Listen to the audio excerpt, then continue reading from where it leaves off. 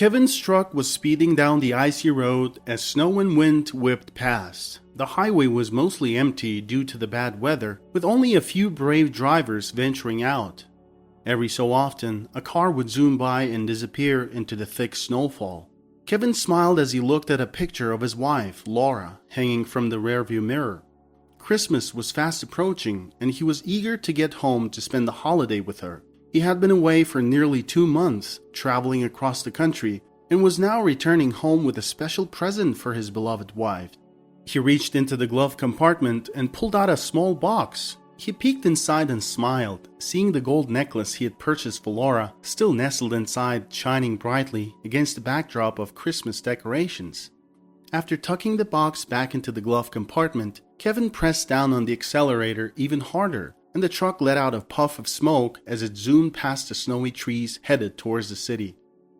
When Kevin arrived at the truck stop, he parked the truck and walked the rest of the way home. As he walked through the familiar streets, he couldn't help but notice how things had changed since he left for work.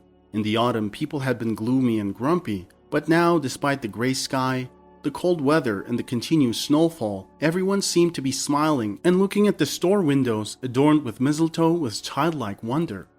As he reached home, Kevin greeted the neighbors who were coming and going. He even helped a young mother carry her baby carriage up to the 3rd floor. Finally, he reached the door of his apartment and pressed the doorbell a few times before hiding behind the wall, eager to surprise Laura. He eagerly anticipated her reaction, rubbing his hands together in excitement. But as time passed, no one came to the door, leaving Kevin confused and concerned. Perplexed and frowning, Kevin dug through his pockets for his keys and unlocked the door himself. "Hello? Is anyone home?" he called out as he walked into the dark hallway. "I'm home. Surprise, my love." But there was only silence in response. Without taking off his shoes, Kevin made his way through the living room, kitchen, and bedroom, but there was no one there. Dust was settled everywhere, indicating that Laura had not been home for quite some time, possibly a week or more. Kevin grew increasingly worried and took out his phone to call his wife, but it was dead.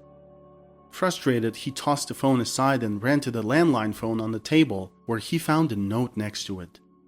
"I'm sorry. It didn't work out." He read the note written by his wife's hand. "I realized I deserve more. I met someone else and have found happiness. I wish you the same. Goodbye." Kevin repeated the last word to himself several times before crumpling up the paper and throwing it against the wall in anger. "What does it even mean?" he asked himself out loud as he sat down on the couch. There was no answer. Only Laura, who was God knows where, knew the answer to Kevin's question. After her, only a few things were left in the apartment and the lingering scent of her perfume from the wardrobe. After some thought, Kevin decided to go to Laura's work, a fast food restaurant where they had met 2 years ago. Back then, Laura had just started working there, having recently moved to the city from a small town. She was still getting used to the city and relied on a GPS to get around. It was Kevin who showed her the ropes and helped her navigate the city. They fell in love, got married, and planned to live happily ever after. But now, all that was left of their life together was the crumpled note under the sofa. Kevin quickly got dressed and left his apartment. When he arrived at the restaurant by taxi, he saw Laura getting into a red BMW, the door being held open for her by a well-dressed man. From his large build and bald head, Kevin recognized him as Laura's boss, Sean. He was not a particularly likable person, with various rumors circulating about him. Some said he had been involved in drug trafficking in the past. Others believed he was part of a large criminal organization and had used his ill-gotten gains to open several restaurants after leaving that life behind. Sean was not well respected in the city, despite the fact that many people both respected and feared him due to his wealth and connections. But that didn't matter at the moment. What was important was the kind of person Laura had chosen to leave her honest and decent husband for. After a moment of hesitation, Kevin ran towards the car, but it was too late. The BMW drove away, leaving Kevin standing in the dirty snow as it disappeared down an alley, taking his wife with it. Cursing, Kevin walked away, pulling his hat over his ears and pulling up his hood. He walked quickly down the sidewalk, pushing past the people in his way. He spent several days drinking, his mind caught between dreams and reality.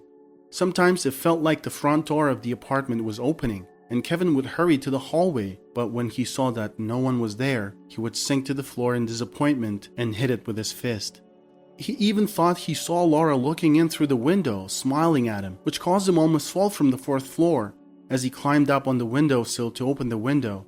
It's unclear how long he would have continued drinking if it weren't for his elderly neighbor downstairs, who had grown tired of all the noise and came to check on Kevin. "Oh, it's you, Mr. Feist?" Kevin yawned as he opened the door for his neighbor. "What are you doing up this early?" Kevin asked as Mr. Feist looked at his watch and saw that it was 3:20 on Christmas morning. "Well, I came to wish you a Merry Christmas," he said as he nonchalantly walked into the apartment. "I see you've been celebrating for a while now," he observed, looking at the bottles littered in the living room. "I'm tired of this," Kevin said shamefacedly and wiped his red face with a t-shirt. "I don't feel like celebrating. Maybe more like mourning," he continued as he led Mr. Feist into the living room. "My wife left me and I've been drinking. Care to join, Mr. Feist?"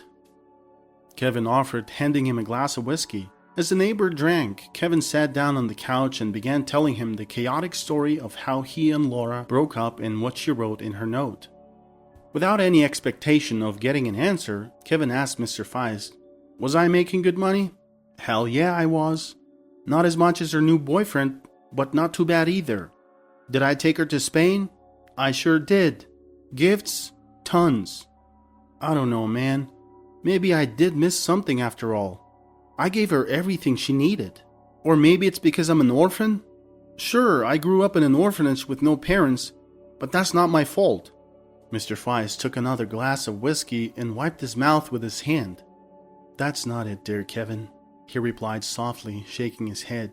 "There are fickle women. They swear eternal love to you today, and tomorrow they'll find someone better, and that's it. There are men like that too. A friend of mine was abandoned by his wife and immediately found a new one. And you won't believe it. He dumped her later. Why? For no reason. He said he took revenge. But on who? Only on himself.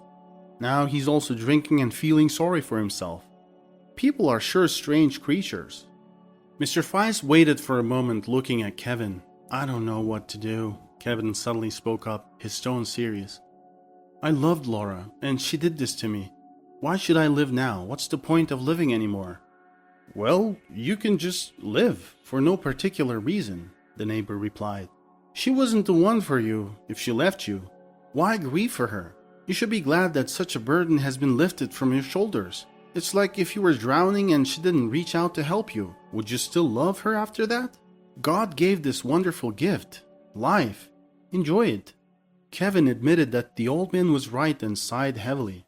"I'm sorry for causing you so much trouble," Kevin said, feeling that he was sobering up a little. "I won't be here tonight. I'm leaving town, so I won't bother you on Christmas Eve." Kevin found his clothes in a pile and quickly put them on. He went to the bathroom to clean up. The conversation with his neighbor had a better effect on him than any medicine, and Kevin no longer felt a heavy hangover. Mr. Feist sat for a little longer, then got up and headed for the door. "Merry Christmas," he called out to Kevin, who had closed himself in the bathroom. "Merry Christmas," Kevin called back from behind the door, and then quietly added, "I don't know how merry it will be. We'll see." On Christmas Eve, when families gathered in their cozy homes and raised glasses, Kevin was driving through the snowy highway on his truck. He was so eager to get away from everything that had happened to him over the past week that he didn't pay attention to the ice and heavy snow. The road was empty again. No one wanted to rush anywhere on this magical night, and only Kevin was in a hurry to get somewhere, turning the steering wheel to the right and left and looking in the mirror at the fireworks flying up into the sky. To distract himself, he turned on the music and turned up the volume. The festive song slightly lifted his spirits. He wished himself a Merry Christmas and took a sip from a box of grape juice. To the left, a bright firework shot up from behind the wall of the forest. Apparently someone was celebrating Christmas in nature. Kevin considered this an answer to his congratulations and smiled. Fireworks reminded him of his joyless and difficult childhood, but it was still a childhood. Kevin used to love Christmas very much and looked forward to it every year. Now things were a little different. As he slowed down and wished the people behind the forest a happy holiday, he hit the gas again and soon got lost in the endless snowfall. Kevin returned from his trip 2 weeks later, when the holiday was already completely over. On an early January morning, his truck was slowly but surely moving towards the city, following the stream of cars ahead. Everything was as usual, but suddenly, glancing at the dashboard, he noticed that the fuel was running low. Fortunately, a road sign ahead warned of a nearby gas station. It was only half a mile away. Breathing a sigh of relief, Kevin looked for the gas station among the trees and turned left just in time as the fuel in the tank was almost completely gone. After getting out of the truck and opening the gas tank, Kevin ran to the building to pay for the fuel and warm up at the same time. As he reached the door, it swung open abruptly and an alarmed man in only a t-shirt jumped out. It appeared to be the cashier. "Sir, glad you came in," the man exclaimed to Kevin as he entered the room. Kevin, who had been hit by the door, was now rubbing his forehead. "I need assistance," the man said. Kevin glared at him and put his hat back on his head. "You nearly knocked my head off and now you want help?" Kevin said sarcastically. "What's going on?" The cashier signaled for the guy to come inside. As soon as Kevin entered the room, he saw a young woman lying on the floor, holding her stomach and screaming in pain. "What the heck? Is she having a baby?" Kevin recoiled in shock. "Why haven't you called an ambulance?" The cashier responded, "I already did. They said they're on their way, but the highway is blocked. They might be stuck. Listen, do you think you can take her to the hospital? Can you make it?" Kevin quickly looked at the cashier and nodded. "I'll take her to the hospital, but I need at least 20 gallons of diesel," he said with a sense of urgency in his voice. "Hurry up now." The cashier quickly got to work, pumping diesel into Kevin's truck while Kevin picked up the woman and carried her to the vehicle. Once the truck was refueled, Kevin climbed into the driver's seat, and as soon as he did, the woman sitting in the passenger seat, contorted in pain, turned to him and exclaimed in surprise, "John, you're alive!" Kevin shrugged his shoulders and assumed that the woman was confused and delirious. He quickly started the truck and began driving to the hospital. The truck quickly made its way back onto the road, its engine roaring as it rushed forward. After just a few minutes of driving, the truck entered the city and pulled up to the nearest hospital. Kevin handed the woman over to the care of the doctors and promised to come back and check on her. As he drove back home, he couldn't stop thinking about the way the woman looked at him as he drove her to the hospital. There was no mistaking the recognition in her eyes. The woman, despite her pain, was clearly certain that she recognized Kevin. This realization frightened him, as he couldn't understand why she would know him or how she would recognize him. Kevin couldn't sleep and got up at midnight. He went to visit his neighbor, Mr. Feist, who also couldn't sleep. Since the passing of his wife, the old man lived alone and often stayed up late, reading newspapers and reminiscing. Kevin went to visit him and over a cup of coffee told him about how he had helped a pregnant stranger. "You should definitely go see her," Mr. Feist said to Kevin, looking at him seriously. "You never know, it might be important." After finishing his coffee and playing a game of chess with his neighbor, Kevin went to bed. The next morning he returned to the hospital. A nurse was already there waiting for him, and upon seeing him, she greeted him with a big smile and gestured excitedly with her hands. "Why didn't you tell us you were the father right away?" the nurse exclaimed, making Kevin step back. "Did you think it would be funny to play a prank on us?" Kevin asked her carefully what she meant, and the nurse couldn't help but laugh. "You're asking me?" She rustled through some papers and said, "Your wife said she saw her husband bring her to the hospital. You're her husband, aren't you?" Kevin just shrugged his shoulders and sat down at the table looking exhausted. He didn't argue and just looked tiredly at the nurse. "Can I see her?" he asked, rubbing his frost-burned face in frustration. "I just need to ask her something." "Not right now. Christine is resting. She lost a lot of blood during childbirth and was transferred to intensive care. Come back in 3 days and you can talk to her then." The nurse smiled again and looked at Kevin with a playful expression. "Don't worry, you'll get to see your child. It's a cute boy, by the way. He is currently under observation, but that's normal. The doctor said he's doing well," the nurse reassured Kevin. Kevin wiped the sweat off his forehead and nodded. "So her name is Christine," he said to himself. "Well, it's time for you to leave," the nurse laughed again. "You're a strange man, just like my ex," she called out to Kevin as he left. 3 days later, Kevin was finally allowed to see Christine. When he met her near the ward, he didn't know how to start the conversation for a while, and Christine just sat there with her eyes wide open in surprise and couldn't say anything. After a moment of silence, Christine suddenly exclaimed, "Oh, John," and hugged him tightly. John, darling." Kevin gently patted her on the back and helped her sit down in a chair, then sat down beside her. "I'm sorry, but I don't know who John is. My name is Kevin. I don't know you, and you don't know me. We met 4 days ago and I brought you here to give birth," he said, and to prove it, he took out his driver's license from his pocket and showed it to Christine. Seeing it, Christine shook and burst into tears. "But I had hoped John would still be alive," she cried as she leaned on Kevin. "You resemble him so much, I thought it was a Christmas miracle. I have been waiting for it, and now..." After Christine had calmed down, Kevin asked her what had happened to her husband, John. Christine requested some water, and once Kevin had fulfilled her request, she began to share her story with him. It turned out that Christine's husband, John, bore a resemblance to Kevin. He had passed away 3 months ago in October. John had been an entrepreneur and ran his own car service business. Everything was fine until Christine's husband, John's army friend, Mark, re-entered their lives. Mark had spent time in prison for a fatal brawl and faced difficulty finding employment after his release. In an effort to help his friend, John decided to hire him as a mechanic at his car service. However, after working for some time, Mark realized that he did not enjoy the life of a simple laborer and wanted John to make him the manager. John refused, and this led to Mark harboring resentment towards John. Christine's face twisted in pain as she remembered these events. Of course, Mark didn't reveal his true feelings and always kept up a friendly facade, but one day he invited John to spend the weekend fishing. Christine was against it, but John believed that Mark wouldn't do anything to harm him and went anyway. Later, Christine found out that John had drowned. Mark claimed that he fell out of the boat and got tangled in the fishing gear and that he was unable to save him. Naturally, everyone believed Mark's story because there were no witnesses. It's not surprising there were no witnesses in the middle of the river on an early October morning, but Christine believed that John couldn't have drowned so easily. He was a very good swimmer and always wore a life vest. Christine broke down in tears again and Kevin poured her more water. "I'm sorry," Kevin said, lowering his head.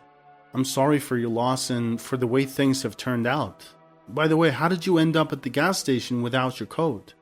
Christine wiped away her tears and swallowed the lump in her throat before answering Kevin's question quietly. "After John's death, Mark often came to visit me. He persuaded me to marry him, promising that he would help me raise my child. Of course, I refused him and asked him to leave, but he kept coming back again and again. I couldn't do anything to stop him.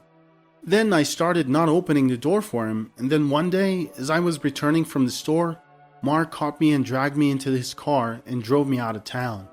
In the woods, the car broke down and I tried to escape. Mark grabbed my jacket and I struggled and the jacket remained in his arms. I don't remember what happened after that. It seems I ran somewhere and then fell, and I only woke up in your truck."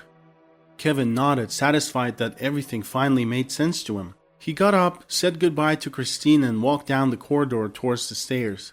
But as he was about to leave, Christine suddenly called out to him and Kevin stopped.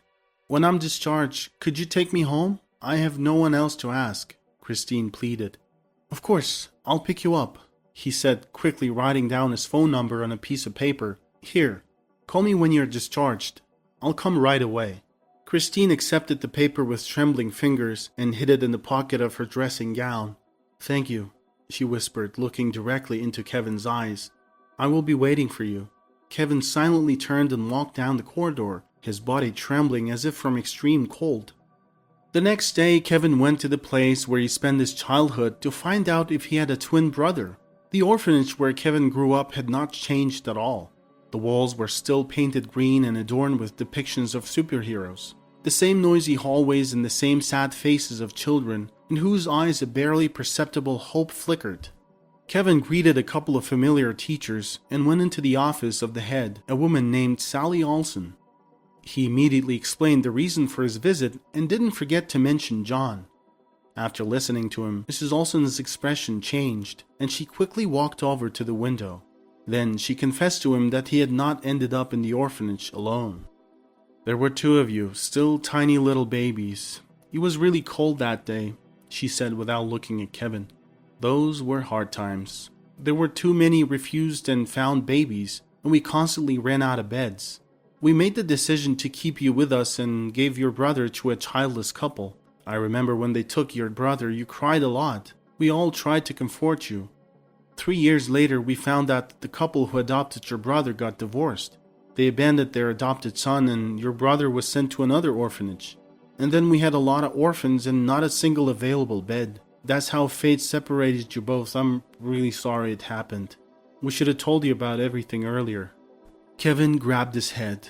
The weight of the revelation hit him hard. If only I knew I had a brother. All of this could have been avoided. John would have been alive and his wife would have been happy, and now she's alone. Why did it all turn out like this? Kevin asked, overwhelmed with emotion. Mrs. Olsen shrugged her shoulders and leaned on the windowsill. Again, I'm sorry. I don't know, she whispered. I guess there are things we can't control. Kevin gritted his teeth, got up and quickly left her office. It was unbearable for him to be in the orphanage, and when he stepped out into the street, he felt as if he had climbed out into fresh air from a collapsed mine. He walked all the way home, constantly checking his phone and waiting for Christine's call, but there was no call. The long-awaited call finally came the next morning. Christine informed Kevin that she was being discharged and asked him to pick her up. Kevin quickly took a taxi and rushed to the hospital. Christine was already waiting outside with her son in her arms. Kevin looked into the bundle and smiled when he saw the baby's round face. He tickled the baby's nose with his finger and then ordered Christine to get into the car, and they went home. Christine's apartment was located in the city center, next to her husband's car service. Mark had somehow managed to forge documents, and now he owned everything that John had spent years building. Christine sadly looked out the window at the car service building as they drove by and closed her eyes. Kevin, noticing this, gently touched her hand. They reached the apartment building and got out of the taxi. Kevin paid the fare and they headed inside. It's him, Christine whispered, pointing in the direction of Mark. Kevin squinted and covered his face from the sun, seeing a dark figure in the distance. Mark was tall and thin, resembling a skeleton, and looked like ominous in his long black cloak and dark glasses. Mark also saw Christine and waved at her. Kevin quickly turned away so Mark wouldn't see his face. Christine, holding her son tightly to her chest, grabbed Kevin's hand and pulled him to the door, practically running up the stairs. Christine quickly unlocked the door to her apartment, and Kevin found himself in a small hallway that resembled his own. He sat on the living room sofa and looked around. Soon, his eyes fell on a photograph on the chest of drawers with a black ribbon at the corner. When Kevin saw the face in the picture, he covered his mouth with his hand and started sobbing. It was a picture of his twin brother, who looked exactly like him. It felt like he was looking in the mirror. His styled black hair, brown eyes, curved lips barely visible. John was his exact copy, a perfect and incredible replication. It's not surprising that Christine mistook him for her husband. If Kevin had not known about everything in advance, he would have thought he had gone mad. Suddenly, there was a knock at the door. Christine looked into the peephole and was frightened, recoiling. She looked at Kevin, who had come up to her by this time. It's Mark, she whispered. He won't leave me. What should I do? Kevin asked her to go to her son's room. Then he took out his phone from his pocket and turned on the recorder. Kevin opened the door and greeted Mark with a smile and asked what he needed. Mark turned pale and backed away, almost falling over the railing. You're supposed to be dead, he screamed, trying not to look at Kevin. How did you get out? What? Drowned me? Kevin finished for him. I threw you out of the boat. Mark shook his head and cringed like a bursting balloon. I killed you! You're dead! He shouted, choking on his own words. I killed you! How did you get back? Kevin grabbed him by the collar and pulled him closely and hit him really hard across the face with a strong hook. I came back for you, Kevin snarled in Mark's ear. Do you think I didn't know what you were doing all this time? He roughly pushed Mark against the railing, causing him to tremble with fear and weep like a child. Then, Mark collapsed to the floor in the entrance and Kevin said, There you go, you've admitted to everything. Why didn't you just do that from the start? It would have been easier for both of us, wouldn't it? Don't you feel relieved? And your life will be much easier now, especially since you're familiar with prison. Leaving Mark lying on the ground, Kevin walked out and called the police. When they arrived, he handed them his phone with a recording of Mark's confession. Mark, who had now regained his composure, told the police in detail about how he believed he had killed John. But it's time you should find out that I'm not really John. Kevin smiled as the police led Mark out of the building. I'm actually his twin brother. Mark's face turned red with anger and he snarled like a mad wolf. I didn't kill anyone, he shouted as he lunged forward. I was just joking, I'm insane, I'm just talking nonsense. One of the officers took hold of Mark's shoulder and kept him in place. You will have the opportunity to explain everything at the station, sir. Let's go. As the door closed behind the police and Mark, Christine, who had come out to investigate the commotion, asked Kevin what had occurred. Kevin told her the whole story and she couldn't help but burst into tears. The investigation into Mark's case took several months, with the main issue being that investigators could not find any witnesses who saw Mark pushing John overboard. This caused delays in the process and threatened the fairness of the trial. Just as Mark was about to be released due to lack of evidence, Kevin, who had been conducting his own investigation, found two witnesses. They were two elderly fishermen who also happened to be on the river that fateful morning and saw Mark disposing of the body. Thanks to their testimony, the court gave Mark a harsh sentence of 12 years in federal prison. During the announcement of the verdict, Christine held Kevin's hand tightly as they sat together. She let out a sigh of relief when she learned that Mark would be spending a significant amount of time in prison. Mark's going to get locked up. I can't believe it's over. Now we need to figure out what to do with the car service. I don't want it to fail and shut down, but I have no clue how to manage it. Do you think you can help me? She directed the question towards Kevin, making him feel compelled to say yes. Sure, he smiled. I'll handle it. I've been wanting to change careers for a while. I guess I was just waiting for the right opportunity. Christine smiled and then subtly pulled Kevin close, kissing him deeply. Kevin didn't hesitate and responded with an even more passionate kiss. They held each other tightly for around 10 minutes, disregarding the cold rain and gusty wind, and shared heated kisses. Half a year gone by and it was time to get ready for Christmas once again. This included decorating the Christmas tree, buying gifts, and making wishes. Kevin and Christine had been married for 3 months, and they lived in both Christine's apartment and Kevin's place. However, they had decided to spend Christmas somewhere different and chose to celebrate it at their old neighbor, Mr. Feist's apartment. They showed up at his place on Christmas evening. Mr. Feist was overjoyed as he watched Christine's young son Alex play with tinsel. The old man couldn't contain his emotions, and Kevin had to distract him by asking him to open a bottle of wine. Well, let's toast to all the good things that have happened and will happen, the elderly neighbor declared loudly. As the festive table was being prepared, Kevin remembered the events that had occurred exactly a year ago. He stood up and smiled at his old neighbor. Without you, none of this would have happened, he said, looking at his glass of champagne. I would have become an alcoholic, lost my job, and never met Christine or been able to help her. So I'm incredibly grateful to you for coming to me and straightening me out 1 year ago. I raised this glass to you, Mr. Feist. Kevin's face broke into a smile. To happiness, he said softly. To our happiness. They all lifted their glasses in unison. No one knew what the next Christmas would bring, but everyone without exception had faith that the coming year would be successful and joyful.